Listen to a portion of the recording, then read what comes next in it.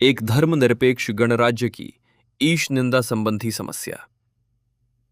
अप्रैल 2026 में पंजाब के राज्यपाल ने जागृत जोत श्री गुरु ग्रंथ साहिब सत्कार संशोधन अधिनियम को अपनी स्वीकृति दे दी, जिसमें श्री गुरु ग्रंथ साहिब के प्रति अपवित्रता बेअदबी करने पर आजीवन कारावास तक की सजा का प्रावधान किया गया है। ये कानून 2015 में बरगाड़ी और बुर्ज जवाहर सिंह वाला में हुई बेअदबी की घटनाओं और बहबल कला में हुई पुलिस गोलीबारी के बाद एक दशक से चले आ रहे आंदोलन को समाप्त करता है। ये अब भारत का सबसे कठोर लागू अपवित्रता विरोधी कानून है और ये संविधान द्वारा धर्मनिरपेक्षता को इसके मूल ढांचे के रूप में घोषित किए जाने के विचार के विपरीत बैठता है। 2 अपराध, एक लिखित ढांचा। ईश निंदा एक अभिव्यक्ति संबंधी अपराध है, किसी आस्था के बारे में अपमानजनक बातें कहना। अपवित्रता एक आचरण संबंधी अपराध है, किसी पवित्र वस्तु को अपवित्र करना, जो एक प्रकार की तोड़ा फोड़ी के समान है। भारतीय कानून नाम मात्र के लिए इन्हें अलग करता है। भारतीय न्याय संहिता की धारा 298, पूर्व में आईपीसी 295 पूजा स्थल को अपवित्र करने के लिए दंडित करती है। धारा 299, पूर्व में 295 ए शब्दों या छवियों के माध्यम से धार्मिक भावनाओं को दुर्भावनापूर्ण तरीके से आहत करने पर दंडित करती है, जो भारत का वस्तुतः ईश निंदा कानून है। पंजाब का नया अधिनियम इस रेखा को जानबूझकर धुंधला करता है। ये अपवित्रता बेअदबी को न केवल श्री गुरु ग्रंथ साहिब को पहुंचाई गई शारीरिक क्षति के रूप में परिभाषित करता है, बल्कि इसमें उन शब्दों, संकेतों या निरूपणों को भी शामिल करता है जो धार्मिक भावनाओं को ठेस पहुंचाते हैं। ठीक वही अभिव्यक्ति संबंधी अपराध जिसे ये विभाजन अलग करने के लिए बनाया गया है। 2007 में कर्नाटक के संपादक बीवी सीताराम को केवल जैन मुनियों की सार्वजनिक नग्नता पर सवाल उठाने वाले एक लेख के कारण गिरफ्तार कर लिया गया था, जिसमें कोई शारीरिक अपवित्रता शामिल नहीं थी, जो ये दर्शाता है कि ऐसी शिकायतें कितनी आसानी से गिरफ्तारी का रूप ले लेती हैं। एक औपनिवेशिक विरासत। धारा 295 ए का इतिहास 1924 के लाहौर के पर्चे रंगीला रसूल से जुड़ता है, जिसे महाशय राजपाल ने एक पूर्व हिंदू विरोधी पर्चे के जवाब में प्रकाशित किया था। राजपाल पर सामान्य सांप्रदायिक शत्रुता प्रावधान के तहत मुकदमा चलाया गया था। 1927 में लाहौर उच्च न्यायालय द्वारा उन्हें बरी कर दिया गया और इसके परिणाम स्वरूप उपजे जनाक्रोश ने विधायिका को मसौदा समिति में मोहम्मद अली जिन्ना के साथ उस सितंबर में धारा 295 ए को तेजी से लागू करने के लिए प्रेरित किया। इसने अंतर्निहित हिंसा को नहीं रोका। 1929 में एक बढ़ई इल्म उद्दीन ने फिर भी राजपाल की हत्या कर दी। सर्वोच्च न्यायालय ने 1957 रामजी लाल मोदी में इस प्रावधान की संवैधानिक वैधता को बरकरार रखा और आहत भावनाओं को सार्वजनिक व्यवस्था के खतरे के बराबर माना। एक ऐसी कल्पना जो लगभग एक सदी से बनी हुई है। विशेष रूप से इंग्लैंड और वेल्स ने 2008 में ईश निंदा अपराधों को समाप्त कर दिया और स्कॉटलैंड ने 2021 में इसका अनुसरण किया। भारत ने औपनिवेशिक काल के कानून को बनाए रखा और पंजाब की अधिनियम के साथ अपने स्वयं के संस्करण को और भी कठोर बना दिया। पंजाब की लंबी राह।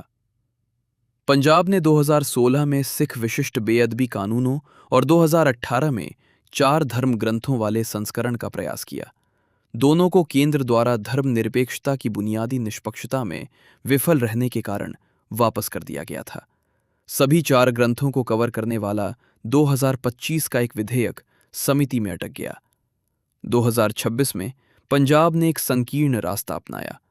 राष्ट्रपति की सहमति की आवश्यकता से बचने के लिए केंद्रीय दंड संहिता के बजाय एक मौजूदा औपचारिक राज्य कानून में संशोधन किया। ये दांवपेच अब पंजाब और हरियाणा उच्च न्यायालय में विचाराधीन है। संवैधानिक विरोधाभास। यह कानून कम से कम 3 अलग अलग दुर्बलताओं का सामना करता है। पहला, समानता।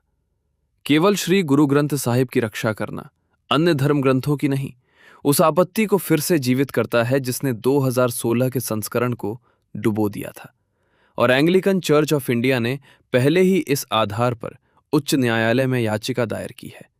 हालांकि पीठ ने उसकी स्थिति स्लैश स्टैंडिंग पर सवाल उठाया, क्योंकि उसका अपना धर्म ग्रंथ अछूता है। दूसरा, आनुपातिकता। बिना किसी न्यायिक विवेक के अनिवार्य आजीवन कारावास की सजा मिठू बनाम पंजाब राज्य मामले की याद दिलाती है, जहां सर्वोच्च न्यायालय ने इसी तरह की एक कठोर सजा योजना को रद्द कर दिया था। तीसरा, संघवाद। आपराधिक कानून संवर्ती सूची में आता है और बीएनएस के साथ संघर्ष करने वाले किसी राज्य के कानून को आमतौर पर अनुच्छेद 254 के तहत राष्ट्रपति की सहमति की आवश्यकता होती है। एक ऐसी सहमति जिसे पंजाब ने औपचारिक कानून मार्ग के माध्यम से दरकिनार कर दिया।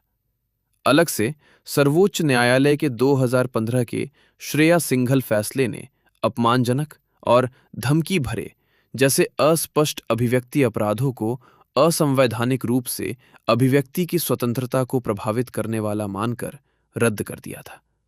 ऐसा तर्क उसने अपमान और जनाक्रोश जैसे तुलनीय अस्पष्ट शब्दों के बावजूद कभी धारा 295A/299 पर लागू नहीं किया है। अभिव्यक्ति पर पड़ता प्रतिकूल प्रभाव। इतिहास दिखाता है कि ऐसे कानून केवल दुर्भावना को ही नहीं बल्कि सुधार को भी कैसे दंडित करते हैं। 1932 का कहानी संग्रह अंगारे, वेंडी डॉनिगर की द हिंदूज 2014 में वापस ली गई। पेरूमल मुरुगन, जिन्हें एक लेखक के रूप में अपनी मृत्यु की घोषणा करने के लिए मजबूर किया गया, जिसे केवल 2016 के मद्रास उच्च न्यायालय के फैसले द्वारा बहाल किया गया। एमएफ हुसैन का निर्वासन और 1988 में द सैटानिक वर्सेस पर प्रतिबंध। हाल ही में कार्यकर्ता रेहाना फातिमा को एक फेसबुक फोटो के सिलसिले में 2 सप्ताह हिरासत में बिताने पड़े और एंकर अमिश देवगन को लाइव टीवी पर एक जुबान फिसलने के कारण 7 अलग-अलग प्राथमिकियों का सामना करना पड़ा। दोष सिद्धि दुर्लभ है, नुकसान शिकायत और गिरफ्तारी के बिंदु पर ही हो जाता है। दूसरी दिशा। भारत में इसके विपरीत दिशा में दबाव बनाने वाले कानून भी मौजूद हैं। महाराष्ट्र का 2013 का अंधविश्वास विरोधी कानून और सती रोकथाम अधिनियम, जो सती प्रथा का गुणगान करने को भी अपराध घोषित करता है। संविधान सभा में स्वयं अंबेडकर ने इस विचार को खारिज कर दिया था कि धर्म सामाजिक सुधार पर रोक वीटो लगा सकता है। दोनों प्रवृत्तियों का सह अस्तित्व ये दर्शाता है कि यहां भारतीय कानून को कोई सुसंगत सिद्धांत संचालित नहीं करता है। केवल मामले दर मामले के आधार पर राजनीतिक गणना होती है कि वर्तमान में किन भावनाओं का पलड़ा भारी है। एक सुधारक के रूप में ईश निंदक। सबसे बड़ा जोखिम किसी बाहरी व्यक्ति द्वारा किसी आस्था का मजाक उड़ाना नहीं है, बल्कि किसी अंदरूनी व्यक्ति द्वारा अपनी ही आस्था में सुधार करना है। 1961 के एक मामले में एक कैथोलिक संपादक को अपने ही पादरियों पर श्रद्धालुओं का शोषण करने का आरोप लगाने के लिए धारा 295A के तहत दोषी ठहराया गया था। अदालत ने माना कि सच्चे बयान भी भावनाओं को आहत कर सकते हैं, क्योंकि सत्यता को नहीं बल्कि मंशा, नीयत को दंडित किया जाता है। ज्योतिराव फुले और हामिद दलवई जैसे सुधारक, जिन्होंने जाति और पितृसत्ता से लड़ने के लिए अपने ही समुदायों की रूढ़िवादिता पर हमला किया, इस तरह से तैयार किए गए कानून के दायरे में आ जाएंगे।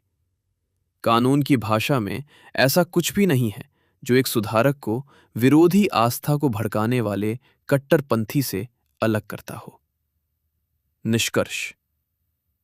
ऐतिहासिक रिकॉर्ड राजपाल से लेकर पंजाब तक इस बात पर बहुत कम भरोसा देता है कि वास्तव में संयम ही बढ़ता जाता है।